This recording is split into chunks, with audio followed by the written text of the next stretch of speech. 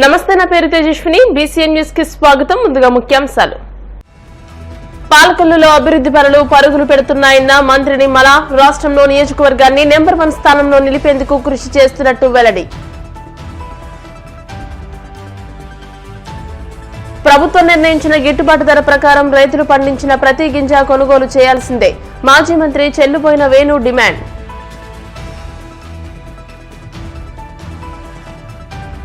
వాడపల్లి వెంకన్నాలయంలో ప్రత్యేక పూజలు. మంగళ వాయిద్యాలను మా శ్రీ స్వామి అమ్మవార్లకు మేల్కొల్పు సేవ. ఐశ్వర్యలక్ష్మి హోమం.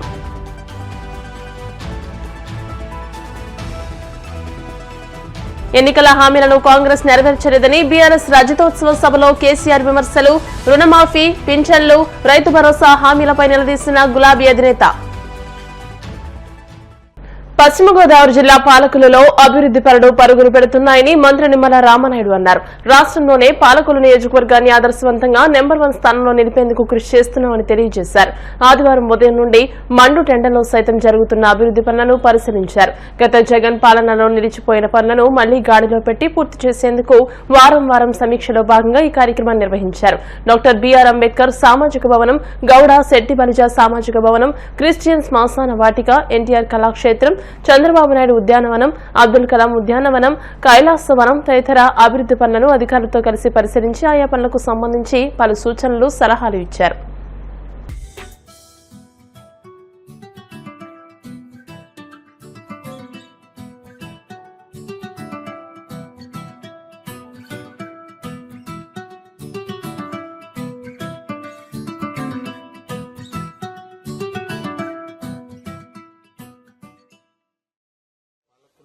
పట్టణ ప్రజలకు ఉల్లాసంగా ఉండాలి, సంతోషంగా ఉండాలి, సెలవు దినాలు ఆనందంగా కుటుంబ సమేతంగా ఆహ్లాదకర వాతావరణంలో గడపాలనేటువంటి ఆలోచనతో, ఒక ఆరోగ్యం కూడా ముఖ్యం అనేటువంటి ఉద్దేశంతో doctor Abdul Kalam health park ని ఒక మహనీయుడి పేరు మీద మనం ఏర్పాటు చేశాం. గత 5 సంవత్సరాలు మళ్లీ విధ్వంసానికి బలైనటువంటి స్థితిలో మళ్లీ ఏదైతే అబ్దుల్ కలాం హెల్త్ పార్క్ కి సంబంధించినటువంటి పనులన్నింటినీ కూడా పరిగెత్తించి మళ్లీ పనిచేసేటువంటి విధంగా హిందూ సంబంధించినటువంటి బర్లీ గ్రౌండ్ ఏదైతే ఉందో మరి కైలాసవనం కూడా కనీసం రంగులు వేయడం కూడా మర్చిపోయి మొక్కలకు కూడా మెయింటెనెన్స్ లేక చనిపోయినటువంటి స్థితిలో మళ్లీ వాటిన్నింటినీ కూడా గ్రీనరీ గానీ, ప్లాంటేషన్ గానీ, పెయింటింగ్స్ గానీ 5 సంవత్సరాల మెయింటెనెన్స్ లేక ఏదైతే ఇక్కడ రిపేర్స్ వచ్చినాయో అవన్నీ కూడా కరెక్ట్ చేసి విత్ ఇన్ డేస్ లో, అంటే మనం 1-2-3 మంత్స్ లోనే ఇవన్నీ కంప్లీట్ చేయాలని చెప్పేసి కూడా స్పష్టంగా అధికారులకు కూడా ఆదేశించామని చెప్పి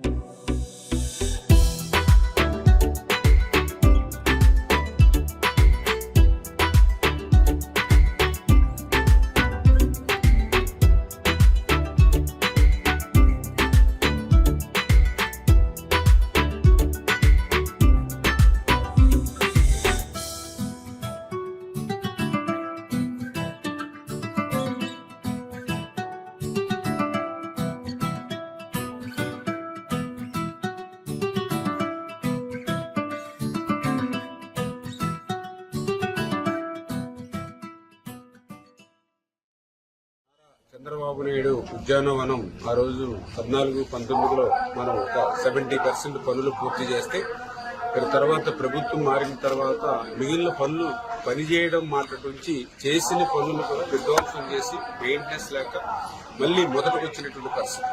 మళ్లీ ఈ రోజు మేము అధికారంలోకి వచ్చాక మళ్లీ ఆ పనులన్నీ చకచకా పరిగెట్టిస్తాం. ఎందుకంటే 5 సంవత్సరాలు కూడా ఆ పనులు చేయలేదు, ఈ గేట్లకి తాళాలు వేసేసినటువంటి పరిస్థితి. మళ్ళీ ఇప్పుడిప్పుడే పనులు చేస్తూ ఉన్నాం.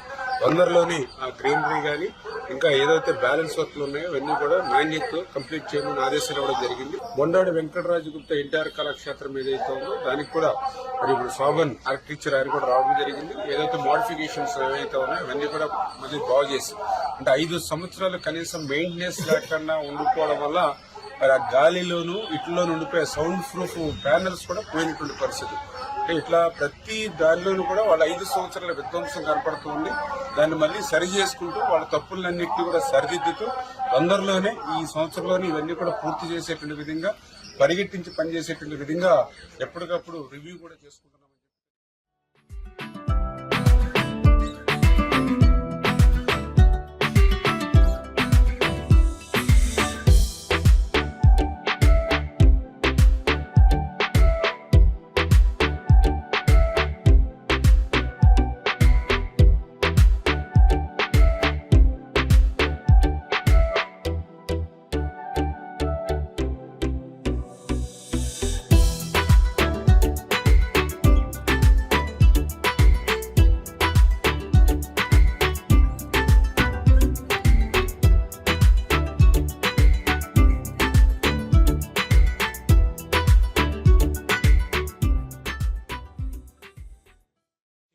ఆసుపత్రి ఎందుకంటే ఆ రోజు 30 పడకల ఆసుపత్రిని 98లో చంద్రబాబు నాయుడు గారే 50 పడకల ఆసుపత్రి చేశారు. మళ్ళీ ఆ 50 పడకల్ని మళ్ళీ ఒక్క పడక కూడా మళ్ళీ 98 తర్వాత పెరిగేటువంటి పరిస్థితి లేదు. మళ్ళీ ఆ రోజు 14-19లో నేను ఎమ్మెల్యేగా ఉన్నప్పుడు ముఖ్యమంత్రి గారి యొక్క సహకారంతో ఆయన ఇన్సూరెన్స్ తోటి మళ్ళీ డిపార్ట్మెంట్ సెక్రటేరియట్ తిరిగి 12,60,00,000 రూపాయలు నిధులు మంజూరు చేసి 100 పడకల ఆసుపత్రిగా మార్చి టెండర్లు పిలిచి వర్క్ అగ్రిమెంట్ కూడా ఇచ్చాం. 1 year లో పూర్తి చేయాలని చెప్పేసి అగ్రిమెంట్ కూడా ఇచ్చాం. దురదృష్టం గవర్నమెంట్ మారింది. సంవత్సరంలో పూర్తి చేయవలసినటువంటిది 5 సంవత్సరాలైనా సరే పూర్తి అవ్వలేదు మాట నుంచి అసలు ప్రారంభోత్సవం చేసుకోకుండానే బేటలు తీసేయడం, ఎక్కడ చూసినా నీళ్లు నిలబడిపోవడం, స్లాబులు లీక్ అవ్వడం చూస్తే నిజంగా చాలా బాధ ఆవేదన మాకు మొన్న అధికారంలోకి వచ్చిన తర్వాత చూసాం.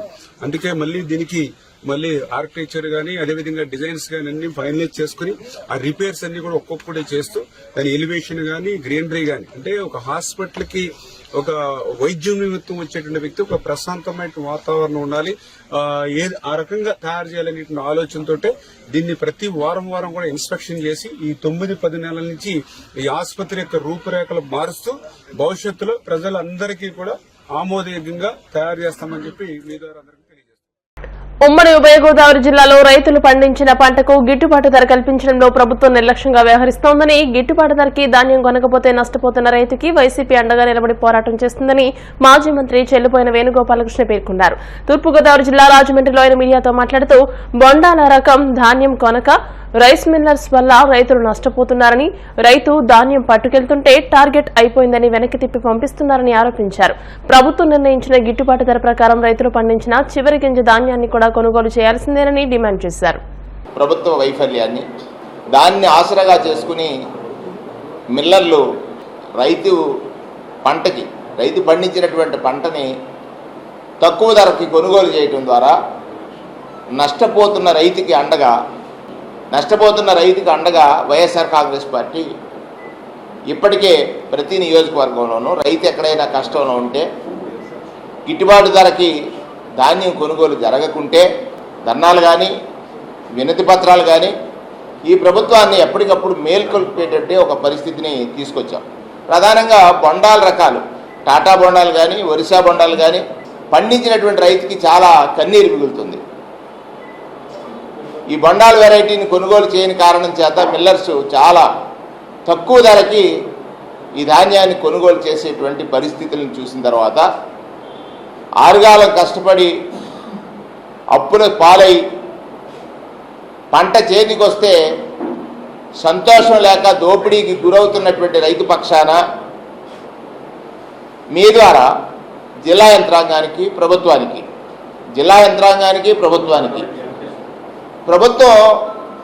రైతుకు బాసటగా నిలుస్తానని కొనుగోలు కేంద్రాలను ఏర్పాటు చేశారు. దానిలో ప్రధానంగా మీరు తీసుకున్న నిర్ణయం టార్గెట్స్ ఫిక్స్ చేశారు. రైతు ధాన్యం పట్టుకెళ్తే టార్గెట్ అయిపోయింది అని చెప్తున్నారు. మేము చేసే డిమాండ్ ఒకటే, రైతు పండించిన ప్రతి గింజని కొనుగోలు చేయాలి గిట్టుబాటు ధరకి. ఏదైతే మీరు ఎంఎస్పీని ప్రకటించారో ఆ ఎంఎస్పీ కొనుగోలు చేయాలనేటువంటిది ప్రధానమైన డిమాండ్గా రైతు పక్షాన తూర్పుగోదావరి జిల్లా వైఎస్ఆర్ కాంగ్రెస్ పార్టీ డిమాండ్ చేస్తూ ఉంది. దీనిలో పలు రకాల దోపిడీలని అరికట్టడం కోసం అడపాదడపై ఎక్కడైనా వర్షాలకు తడిచినటువంటి ధాన్యం ఉంటే ఆ ధాన్యాన్ని కూడా కొనుగోలు చేయడానికి ఈ జల్లులు పడ్డ సందర్భాల్లో రైతు లూటీకి గురయ్యేటువంటి ప్రమాదం ఉంది. కాబట్టి ఇప్పటికే మీరు ఎత్తేసారు, ఆర్బీకేల ద్వారా కొనుగోలు చేయాలి, దానికి లక్ష్యాలు పెట్టారు, టార్గెట్స్ ఫిక్స్ చేశారు. ఈ క్రాప్ బుకింగ్ ఉండేది, దాని మీద ఎక్కడా శ్రద్ధ లేదు.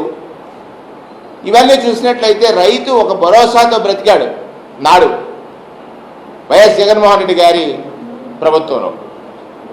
భరోసాతో బ్రతికినటువంటి రైతుకి ఇవాళ భయాన్ని మీరు కల్పిస్తున్నారనేటువంటి విషయాన్ని మీకు ఈ సందర్భంగా ప్రతిపక్ష పార్టీగా గుర్తు చేస్తా ఉన్నటువంటి విషయాన్ని గుర్తు చేస్తూ డిమాండ్ ఇవాళ రైతు పండించిన ప్రతి ధాన్యపు గింజని, అలాగే బొండాల్ వెరైటీని, టాటా బొండాలు కానీ ఒరిస్సా బొండాలు కానీ వెరైటీలని ఖచ్చితంగా కొనుగోలు చేయాలి ప్రభుత్వమే. ప్రభుత్వం కొనుగోలు చేసి ఆ రైతులను ఆదుకోవాల్సినటువంటి అవసరం ఉందనేటువంటిది మేము వైఎస్ఆర్ కాంగ్రెస్ పార్టీని డిమాండ్ చేస్తా ఉన్నాం. కోనసీమ తిరుమలగా వర్ధిల్లుతున్న వాడపల్లి శ్రీ వెంకటేశ్వర స్వామి ఆలయంలో సోమవారం ప్రత్యేక పూజలు వైభవంగా నిర్వహించారు. మంగళ వాయిద్యాల నడుమ శ్రీ స్వామి అమ్మవార్లకు మేలుకొలుపు సేవను నిర్వహించిన అనంతరం ఐశ్వర్యలక్ష్మి హోమాన్ని జరిపించారు. అర్చకులు శ్రీ స్వామి అమ్మవార్ల వసంత మండపంలో అష్టోత్తర పూజలు నిర్వహించగా ప్రత్యేక అలంకరణలో ఉన్న స్వామిని దర్శించుకుని భక్తులు తరించిపోయారు.